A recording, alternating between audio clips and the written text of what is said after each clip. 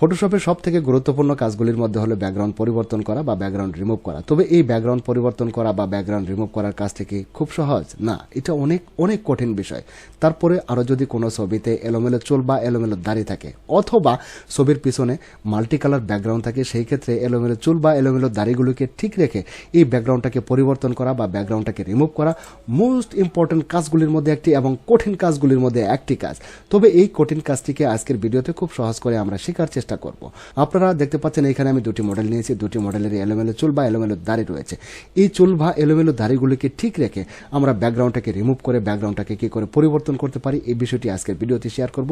এখানে যে দুটি মডেল আমি নিয়েছি, দুটি মডেলেরই ব্যাকগ্রাউন্ডটাকে পরিবর্তন করব। আশা করি সে পর্যন্ত আপনি আমার সাথে থাকবেন। ধরুন প্রথমে যদি আমি এই কঠিন ব্যাকগ্রাউন্ডটাকে রিমুভ করতে চাই, সেই ক্ষেত্রে দেখুন আমার লেয়ার প্লেটে আপনারা যদি খেয়াল করেন এখানে দেখতে পাচ্ছেন আমার একটি মাত্র লেয়ার। প্রথমে এই লেয়ারটিকে আমরা ডুপ্লিকেট আর একটি কপি করে নেব, আরেকটি লেয়ার তৈরি করে নেব। এটা আমরা শর্টকাটে করতে পারি কিবোর্ড থেকে কন্ট্রোল জে বাটন। কিবোর্ড থেকে কন্ট্রোল জে বাটন প্রেস করাতে এইখানে দেখতে পাচ্ছেন আমার দুটি লেয়ার হয়ে গেছে। আমি এবার নিচের লেয়ারে ক্লিক করে দিচ্ছি। নিচের লেয়ারে ক্লিক করার পর create fill or adjustment layer আইকনে ক্লিক করে নতুন করে আরেকটি লেয়ার তৈরি করে নেব। এই যে create fill or adjustment layer icon, এখানে ক্লিক করুন। তারপর উপর থেকে সলিড কালারে ক্লিক করে দিন। সলিড কালারে ক্লিক করার পর এখানে যে কোনো একটি কালার আপনি চয়েস করে দিতে পারেন হিডোকে।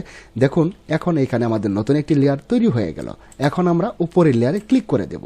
উপরের লেয়ারে ক্লিক করে এই লেয়ারটিকে সিলেক্ট করে দিলাম। করার পর এখন আমাদের যে কাজটি দেখুন, এবার টুল প্যানেলে চলে আসুন। এখানে দেখতে পাচ্ছেন object selection tool. Object selection টুলের মধ্যে এটি কিন্তু একটি গ্রুপ টুল। এখানে ক্লিক করার পর আমরা দেখতে পাচ্ছি এখানে তিনটি টুল আছে, object selection tool, quick selection tool এবং ম্যাজিক ওয়ান টুল। এই তিনটি টুলের মধ্য থেকে যে কোনো একটি টুল আপনি সিলেক্ট করে নিতে পারেন। যে কোনো একটি টুল সিলেক্ট করার পর আপনি দেখতে পাবেন উপরে এখানে মেনু বারের কাছে আমরা দুটি অপশন দেখতে পাচ্ছি, খুব চকচকে দুটি অপশন আমরা দেখতে পাচ্ছি, select subject, select and mask.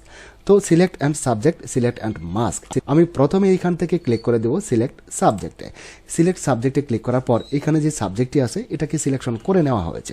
আপনারা দেখতে পাচ্ছেন এই সাবজেক্টটিকে সিলেক্ট করা হয়েছে এবং কিছু দাড়ি কিন্তু কেটে যাচ্ছে। দু সাইডে আমরা দেখতে পাচ্ছি কিছু দাড়ি কেটে যাচ্ছে। আচ্ছা, নো প্রবলেম। এখন যদি এটাকে আমি মাস্কিং করি, দেখুন মাস্কিং করার পর হ্যাঁ দেখতে পাচ্ছি যে অংশটুকু সিলেকশনের বাইরে ছিল এই অংশ থেকে দাড়িগুলি কেটে গেছে। তো এটা কিন্তু সঠিক তরিকা নয়। আমরা এখন দেখব সঠিক তরিকায় আমরা কিভাবে ব্যাকগ্রাউন্ডটাকে রিমুভ করতে পারি কিন্তু এলোমেলো চুলগুলাকে ঠিক রেখে। তবে হ্যাঁ বন্ধুরা, এখানে ছোট্ট একটি মেসেজ দিতে চাই। আকাশ এডিটিং ফটোশপ অনলাইন ক্লাসের প্রথম ব্যাচ সফলতার সাথে সমাপ্ত হতে যাচ্ছে, আর শুরু হতে যাচ্ছে ফটোশপ অ্যাডভান্স আকাশ এডিটিং অনলাইন ক্লাসের দ্বিতীয় ব্যাচ।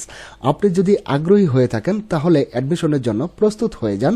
ক্লাস শুরু হবে 1 ফেব্রুয়ারি 2022 থেকে। আমি একটু পূর্বের অবস্থায় ফিরে যাচ্ছি কিবোর্ড থেকে কন্ট্রোল জেড বাটন প্রেস করে। আচ্ছা, আমি এখান থেকে সিলেক্ট সাবজেক্টে ক্লিক করেছিলাম। সিলেক্ট সাবজেক্টে ক্লিক করার পর এই সাবজেক্টটিকে সিলেক্ট করা হয়েছিল এই পর্যন্ত।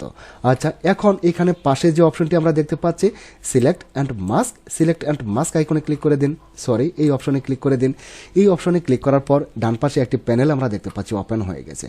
এই প্যানেলটি ওপেন হওয়ার পরে আমরা এখানে কাজ করব। দেখুন এবার যদি আমরা দাড়িতে খেয়াল করি, সেম ভাবে যে দাড়িটুকু সিলেকশনের বাইরে ছিল এলোমেলোগুলি, এগুলি কিন্তু কেটে যাচ্ছে।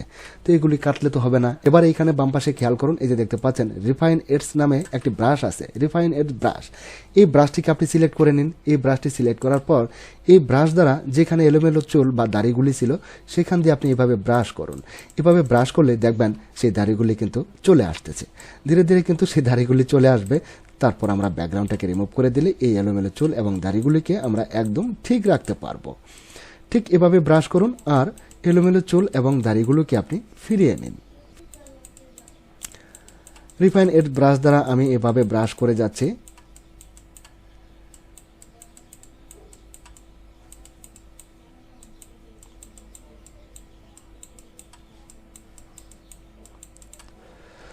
আচ্ছা, আমার ব্রাশ করা হয়ে গেছে। ব্রাশ করার পর আমরা দেখতে পাচ্ছি কিছুটা অংশে কিন্তু একটু আবরণ দেখা যাচ্ছে। এই যে অংশটুকু একটু আবরণ দেখা যাচ্ছে। আচ্ছা, এখন এখানে দেখতে পাচ্ছেন শিফট এজ নামে একটি অপশন দেওয়া আছে। আমি এটার কথা বলছি। এবার এখান থেকে এই স্কেলটাকে এদিকে একটু ডাউন করে দিন। তো আমরা তাই করি, এদিকে একটু ডাউন করে দিই মাইনাস 20-25 এর মধ্যে রাখার চেষ্টা করব। এখন কিন্তু সেই আবরণটি আর দেখা যাবে না। এখন এখান থেকে আমরা ওকে বাটনে ক্লিক করে দিচ্ছি। ওকে বাটনে ক্লিক করলেই এখানে এবার খুব নিখুঁত একটি সিলেকশন আমরা দেখতে পাচ্ছি।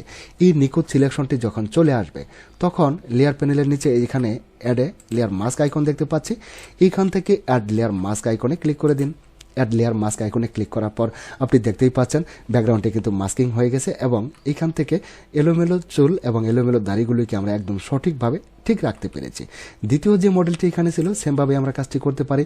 প্রথমে আমাদের কি করতে হবে, একটি ডুপ্লিকেট কপি করতে হবে। আমি প্রথমে একটি ডুপ্লিকেট লেয়ার করে নিচ্ছি কিবোর্ড থেকে কন্ট্রোল জে বাটন প্রেস করে। এখন দেখুন তারপর নিচের লেয়ারটি সিলেক্ট করে এইখান থেকে create fill or adjustment layer আইকনে ক্লিক করে একটি সলিড কালারের একটি লেয়ার তৈরি করে নিচ্ছি, সাপোজ এই কালার। এখন উপরের লেয়ারে ক্লিক করে দিন। উপরের লেয়ারে ক্লিক করার পর এখান থেকে ম্যাজিক ওয়ান টুল অথবা অবজেক্ট সিলেকশন টুল অথবা কুইক সিলেকশন টুল যে কোনো একটি টুল আপনি সিলেক্ট করার পর এখান থেকে সিলেক্ট সাবজেক্টে ক্লিক করে দিন। সিলেক্ট সাবজেক্টে ক্লিক করার পর আপনি দেখতে পাবেন এখানে সাবজেক্টটি সিলেকশন হয়ে গেছে। তারপর এখান থেকে সিলেক্ট অ্যান্ড মাস্ক আইকনে ক্লিক করে দিন। এখন দেখুন এটা মাস্কিং হয়ে গেছে। আপনি এখান থেকে রিফাইন এর ব্রাশ নিয়ে একটু ব্রাশ করে এই বিষয়গুলোকে আরেকটু স্পষ্ট করে দিন। ওকে, এবার এইখান থেকে অ্যাড লেয়ার মাস্ক আইকনে ক্লিক করে দিন। দেখুন যত কঠিন ব্যাকগ্রাউন্ডই হোক আপনি খুব সহজভাবে এইভাবে ব্যাকগ্রাউন্ডটাকে রিমুভ করতে পারবেন বা ব্যাকগ্রাউন্ডটাকে চেঞ্জ করতে পারবেন। বন্ধুরা, শেষ করবো আজকের ভিডিও। পরিশেষে আপনাদের প্রত্যেকের সুস্বাস্থ্য এবং নেক হায়াত দানে প্রার্থনা মহান রাব্বুল আলামিনের দরবারে রেখে ভিডিওটি এখানেই শেষ করছি। আল্লাহ হাফেজ।